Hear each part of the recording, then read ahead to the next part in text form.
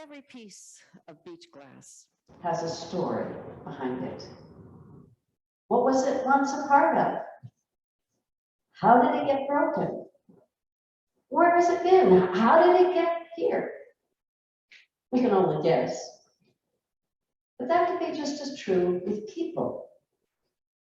When we tell stories, the meaning can vary according to what's emphasized, what's omitted, or the tone of voice. Even the way it's put together can be transformative, like beach glass artwork. With the Samaritan woman, we're going to be ahead because I had put a slide in there that didn't show. So you're on the right slide. With the Samaritan woman, the story changes as she shares her life, as Jesus responds to her, as the gospel writer puts his spin on the encounter. Each version offers lessons to readers. The Samaritan woman doesn't volunteer much. Jesus teases out a few details, but just as with the beach glass, there's a lot we'll never know. We can see that she's not a bit ashamed of her story, even the embarrassing parts. Clearly, she's comfortable with her life and herself. She's gutsy, confident, willing to cross social boundaries and speak with an unknown man, a Jew, no less. And not just talk back, completely unintimidated as she has this strange philosophical discussion with a total stranger. She doesn't need to tell him that she's practical, knowledgeable about her own faith, and willing to share her opinions and listen to his.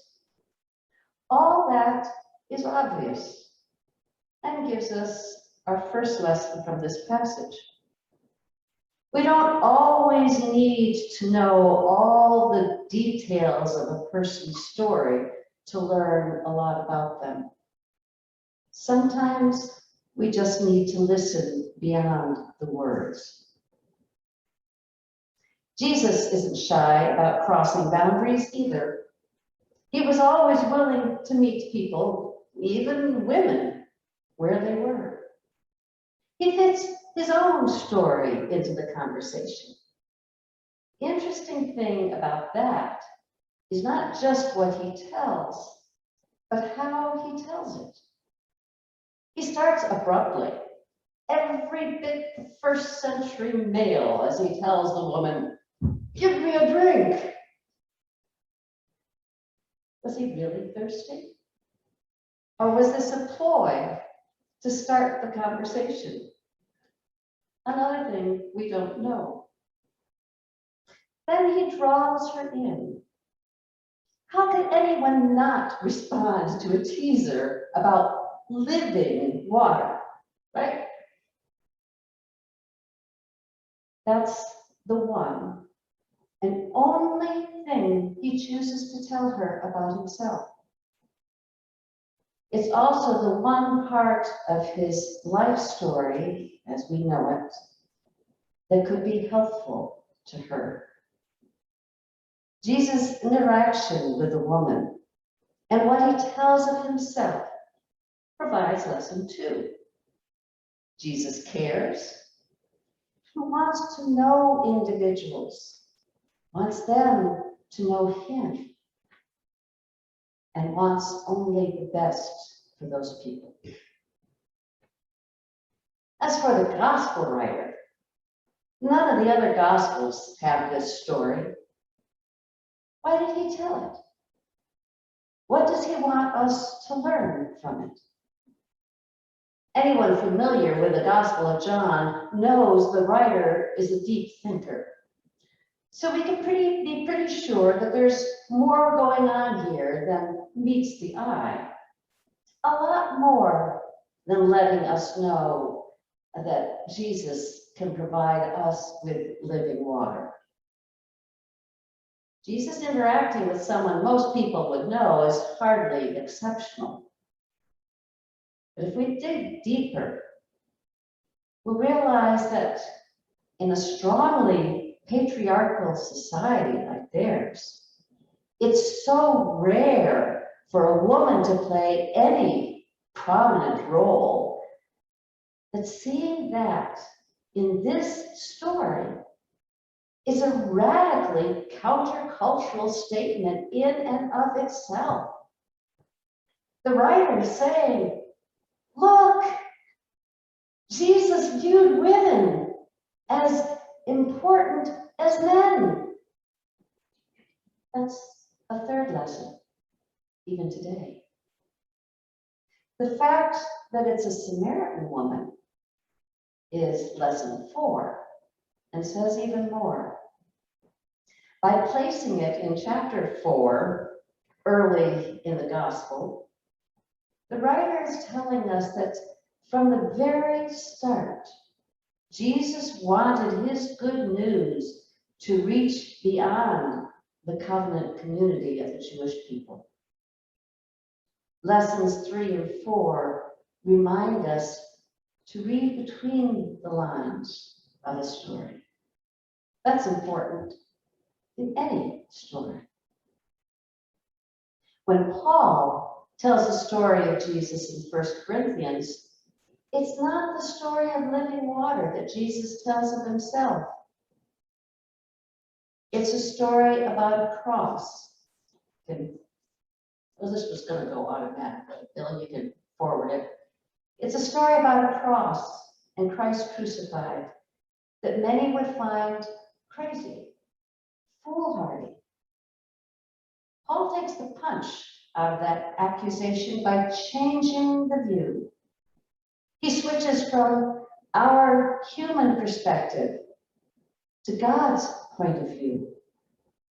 And suddenly, craziness becomes wisdom, and weakness becomes strength.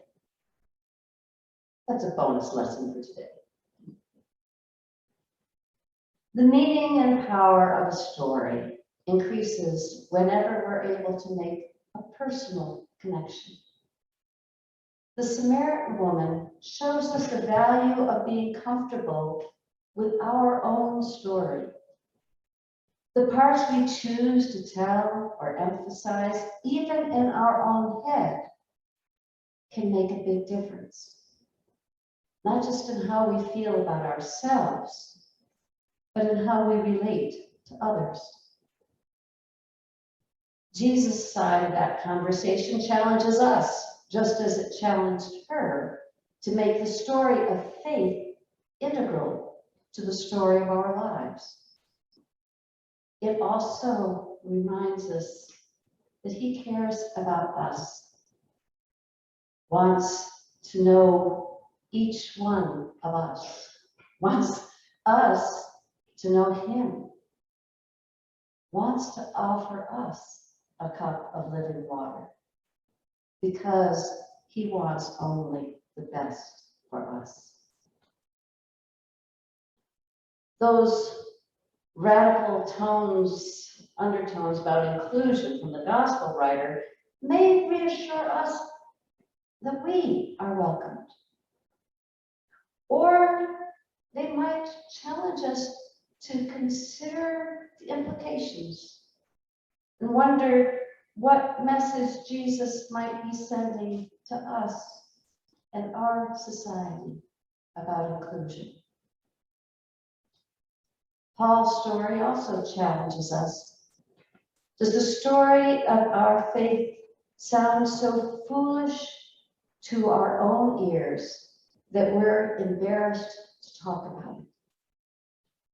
Or does it leave us running to tell others, like the Samaritan woman? Stories have power. There's power in knowing and telling the story of our lives. There's power in telling the story of Jesus. And there's great power in telling how the story of Jesus has impacted the story of our lives. We all should always want to tell the story of Jesus and his love. But I think right now might be an especially good time for the people of this church to do some storytelling, especially as Frostburg Presbyterian Church starts a new chapter in its story.